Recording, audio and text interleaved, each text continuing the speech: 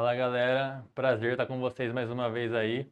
Bom, hoje a aula vai ser de hemorragia digestiva alta varicosa. Da outra vez foi a não varicosa, agora vai ser a varicosa. Vamos lá. Bom, hemorragia digestiva alta varicosa também é um tema que cai bastante nas provas, um pouquinho menos do que a não varicosa, mas acaba sendo um pouquinho mais específica. A não varicosa vocês sabem muito bem. A varicosa tem algumas especificidades que normalmente vocês acabam se confundindo, ou por ser um tema um pouquinho menos comum, vocês não estão acostumados. Vamos lá. Os principais objetivos dessa aula que a gente vai revisar é basicamente o tratamento e a falha no tratamento. Tá bom? Não foge muito disso, não tem muito o que inventar aqui. De novo, aqui a gente vai dividir o tratamento em três fases: a fase pré-endoscópica, a fase endoscópica e a fase pós-endoscópica, assim como já tinha sido na HDA não varicosa. Os objetivos da fase pré-endoscópica, o que a gente almeja? Controlar o sangramento, evitar o ressangramento e prevenir a mortalidade em 6 semanas. Também sem muito segredo. Vamos lá, HDA varicosa. O exame físico, basicamente, ele não foge muito. O que é o ABC? Ou seja, o que é o básico? O que é o baluarte desse tratamento pré-endoscópico da hemorragia digestiva alta varicosa? É HDA. O que é o HDA? Uma sigla nossa aí. Hemoderivado, droga vasoativa e antibiótico. Vamos começar pelo hemoderivado. Bom, como vocês já devem ter visto a aula anterior e devem ter estudado, né? Eu espero bastante. HB menor do que 7, você vai hemotransfundir. Se o paciente tiver alguma cardiopatia isquêmica principalmente, você vai almejar um alvo maior do que 8, ou seja, se tiver menor do que 8, você também vai transfundir. E como já disse na aula anterior, vão ter algumas outras especificidades que está lá. Tá bom? Aqui na varicosa, diferente da não varicosa, você vai ter uma estratégia mais restritiva. Você vai tentar dar menos volume para esse paciente, o menos volume possível para manter a perfusão nos órgãos, tá bom? Tem melhores desfechos. Todos os guidelines são bem consensuais em relação a isso. Estratégia restritiva. Por quê? Basicamente, a varizes é causada por um aumento dessa pressão. Se você der muito volume, vai manter uma pressão alta, vai manter sangrando bastante. Então, a menor pressão possível para ter uma perfusão adequada, mas ao mesmo tempo para não continuar sangrando muito, tá bom? Vamos relembrar aqui, é bom vocês saberem, né? Bom relembrar. O RNI ele não reflete fidedignamente a hemostasia do paciente com doença hepática avançada, tá bom? Doença hepática, tá bom? Não confunda com hipertensão portal. Doença hepática, o RNI não é fidedigno. De novo, quando vocês vão transfundir plaquetas, apenas se elas estiverem menor do que 50 mil, tá bom? Não é recomendado fazer plasma fresco congelado para todos os pacientes. Não é recomendado, tá bom? Porque ele aumenta volume, não tem muito benefício hemostático, então a gente prefere não dar.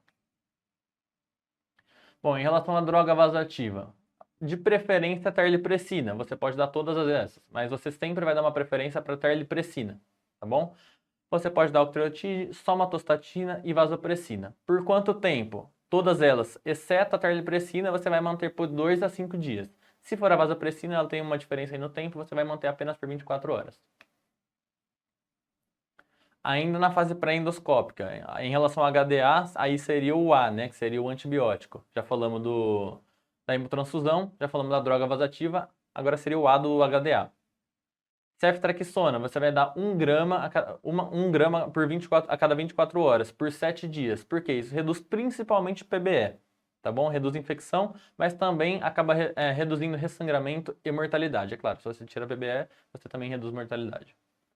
Outro medicamento que você vai dar, também é a eritromicina. Não sei se vocês lembram, como eu já tinha falado na aula anterior. Vocês vão dar a eritromicina, na outra eu coloquei de 20 a 90 minutos, alguns outros guidelines falando de 30 a 120. Bom, você vai dar eritromicina antes da endoscopia, por quê? Ela funciona como um procinético, tá bom? Ela aumenta a visualização gástrica, principalmente, assim como do Donenal. Ela aumenta o peristaltismo, ela acaba limpando, vamos falar assim, limpando o sangue que estava presente na câmara gástrica e do Donenal. A gente consegue fazer mais diagnóstico e tem um tratamento muito mais preciso. Então, tem melhores desfechos com eritromicina. E, de preferência, claro que a gente sabe da nossa realidade, né? Sempre que tem vaga na UTI, inclusive na minoria das vezes tem, mas sempre que possível vamos transferir para UTI, tá bom? Em relação à fase endoscópica, vamos lá, novamente, diferentemente da HDA não varicosa. Na varicosa, a gente vai fazer essa endoscopia dentro de 12 horas da admissão hospitalar. É um tempo um pouco menor do que em relação à não varicosa, porque normalmente são sangramentos mais agressivos, são sangramentos mais intensos e mais graves, tá bom? Se tiver instável, aí entra uma parte também que é bem difícil de entender. Aí eu coloquei a referência para vocês, que é o Baveno, né, que é um dos principais consensos e guidelines que a gente usa para hemorragia digestiva alta varicosa. O que o Baveno fala? Ele fala exatamente essa tradução. Assim que for seguramente possível, se o paciente estiver instável. O que a gente pode entender isso? Você não vai fazer num paciente que não tem uma proteção de via aérea, por exemplo. Se o paciente está vomitando, está tendo uma hematêmese muito volumosa, que o paciente vai broncoaspirar, nesse caso, obviamente, a prioridade vai ser a via aérea dele, ou seja, você vai entubar. Mas, a partir do momento que entubou, está seguramente possível, você vai poder fazer endoscopia. Isso que a gente mais ou menos pode entender sobre seguramente possível, né? Num caso de instabilidade refratária, tá bom? Em relação a qual método endoscópico que a gente usa para esse tratamento de hemorragia varicosa. Varizes esofágicas, a gente usa sempre ligadura elástica. Varizes gástricas vai depender da localização. Como que a gente faz a distinção de localização desse sangramento varicoso? De acordo com a classificação de Sarin. Como que ele divide? Entre GOV1, GOV2, IgV1 e IgV2. GOV1, como vocês podem ver aí na imagem. GOV1 é um cordão varicoso que ele se estende do esôfago e ele se estende pela pequena curvatura gástrica, tá bom? Vixe, tá meio difícil aqui. Bom, ele vai do esôfago e se estende pela pequena curvatura gástrica. GOV2, mesma coisa, mas do outro lado. Começa no esôfago e ele se estende pela grande curvatura gástrica. IgV1, varizes isoladas gástricas de fundo, tá bom? Ou seja, ela não começa no esôfago, tá bom? Ela só é gástrica. A GOV1 e GOV2, elas têm componente esofágico e gástrico. A IgV1, apenas isoladas, varizes isoladas de fundo gástrico, tá bom? IgV2, outras localizações gástricas. Como que a gente vai tratar as varizes gástricas? As esofágicas eu já disse anteriormente. As varizes exclusivamente esofágicas, a gente vai tratar sempre com ligadura elástica. As GOV1, que a gente já considera como varizes gástricas, GOV1, ligadura elástica também, assim como as esofágicas. GOV2 e IgV1, o que a gente vai fazer? Injeção de cianoacrilato. O que é cianoacrilato?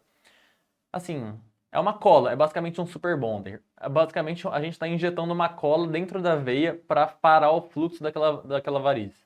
Tá bom? Injeção de cianoacrilato. Risco de sangramento. Ele é maior na IgV1, depois na GOV2, depois na GOV1. Então, vamos colocar para um jeito que talvez possa ajudar vocês a decorar. GOV1, GOV2 e IgV1, da esquerda para a direita. O risco de sangramento, ele é o oposto, ele vai da direita para a esquerda, tá bom? Para ver se ajuda vocês aí a decorar. Falha no tratamento endoscópico. Como vocês vão manejar essa falha de tratamento? É um pouco desesperador, então, como é desesperador e não tem tratamentos muito eficazes nessa hora de desespero, a gente acaba para medidas bem agressivas. Então, infelizmente, é o que a gente tem disponível. Bom, balão Sunstake Blakemore. Quando que você vai usar esse balão? Quando você tiver uma variz GOV2, IgV1 ou IgV2. Ou seja, quando você não vai usar GOV1 ou varizes esofágicas, tá bom? Além disso, quando você tiver esse tipo de variz, GOV2, IgV1 e IgV2, e você tentou tratar essas varizes com cianoacrilato ou de qualquer outro jeito, e o tratamento endoscópico foi ineficaz ou indisponível, né? Às vezes você não tem o cianoacrilato, ou você usou o cianoacrilato e ele continua sangrando. Um desespero, porque normalmente o varicoso ele é bem intenso, ele é em jato, ele é volumoso. Se você não fizer alguma medida drástica, o paciente vai morrer chocado na sua frente, tá bom? Então vamos lá, de novo. GOV2, IgV1 e IgV2, se você tentou tratar e não deu certo ou não tinha cianoacrilato, aí você passa o balão. Sempre passar o balão sob intubação orotraqueal. O paciente já está entubado. Você nunca vai fazer isso sem o paciente ter uma proteção de via aérea, tá bom? Você vai manter no máximo por 12 a 24 horas. É um tratamento, assim, absurdamente invasivo. Você está basicamente isquemiando o esôfago e o estômago do paciente. Se você manter por muito tempo, vai isquemiar e perfurar. Bom, depois de 24 horas, você faz manter por no máximo 12 a 24 horas e você vai fazer uma nova endoscopia, tá bom? Vou tentar mostrar aqui para vocês O que que é esse balão? Esse balão, ele tem uma parte esofágica. Essa parte esofágica aqui é um balão esofágico que você vai insuflar para pressionar a parede do esôfago e tentar fazer hemostasia dessa parte esofágica da varize, tá bom? No caso de GOV2, no caso, essa parte aqui. Vai isquemiar essa... Não isquemiar, mas ele vai tamponar essa parte aqui. E ele também tem uma outra parte, ele tem um outro balão que é gástrico, ou seja, você insufla ele e traciona para cima.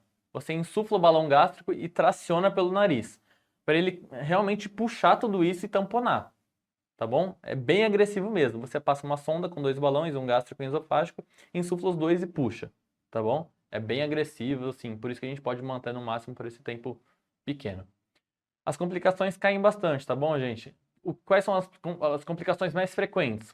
Pneumonia aspirativa, é óbvio, você está tampando, você está obstruindo totalmente o esôfago desse paciente.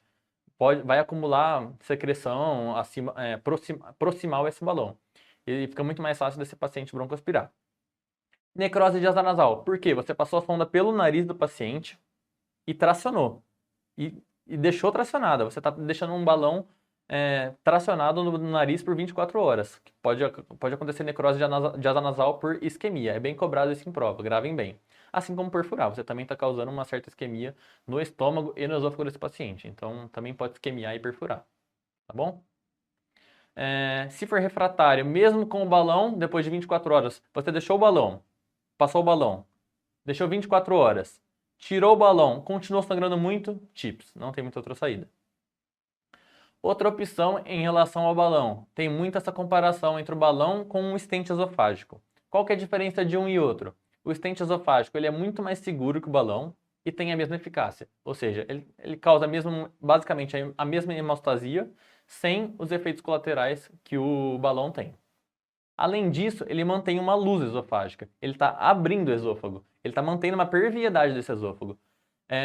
Ou seja, você poderia até, se você quisesse, se fosse uma opção da equipe, você poderia alimentar esse paciente, entendeu? E você pode manter ele por muito mais dias, até 14 dias você pode manter ele. Então, em 14 dias tem muito mais chance de causar uma hemostasia adequada do próprio organismo do que em 24 horas com o balão, tá bom? Mas tem um grande problema, ele não trata varizes de fundo gástrico, tá bom? Ele não trata aquelas IgV1 e IgV2, tá bom? Fiquem bastante atentos. E claro, ele tem uma disponibilidade muito menor, ele não tem um preço altíssimo, então pouquíssimos lugares têm. Em relação ao TIPS, que você vai usar principalmente naqueles casos refratários ao balão. Bom, o que é o TIPS? É um shunt portosistêmico intrahepático transjugular. Você vai conectar basicamente os vasos através de uma radiointervenção, basicamente isso. As principais indicações. Ele é considerado como profilático, mas ele é uma profilaxia secundária. Ou seja, o paciente já teve uma vez hemorragia digestiva alta varicosa, parou de sangrar, mas além disso ele também tem um Child C menor do que 14 ou um Child B maior do que 7. Tá bom? Então ele já sangrou, parou de sangrar e tem um Child C menor do que 14 ou Child B maior do que 7. Tá bom? Para que você vai fazer isso? Para reduzir o sangramento recorrente. Esse sangra, para, sangra, para, sangra, para. Basicamente para isso. E ele como eu já disse para vocês, ele é usado em hemorragia digestiva alta varicosa refratária aos tratamentos endoscópicos, como o balão. Bom, quais são as complicações? Tem gente que confunde a complicação com contraindicação. Não é contraindicação isso que eu vou falar agora, é apenas complicação. Obstrução, ele pode obstruir, pode trombosar, e ele pode causar encefalopatia hepática. Por quê? Você está pulando o fluxo hepático do fígado. Todo o fluxo sanguíneo ele não vai passar pelo fígado, ele não vai ser metabolizado, esse sangue não vai ser metabolizado, ele vai direto para o sistema nervoso central, tá bom? Claro, coração no sistema nervoso central e tudo mais. Por isso que ele causa uma encefalopatia hepática, ou seja, não é uma contraindicação, ele é uma complicação, tá bom? Além disso, temos a cirurgia.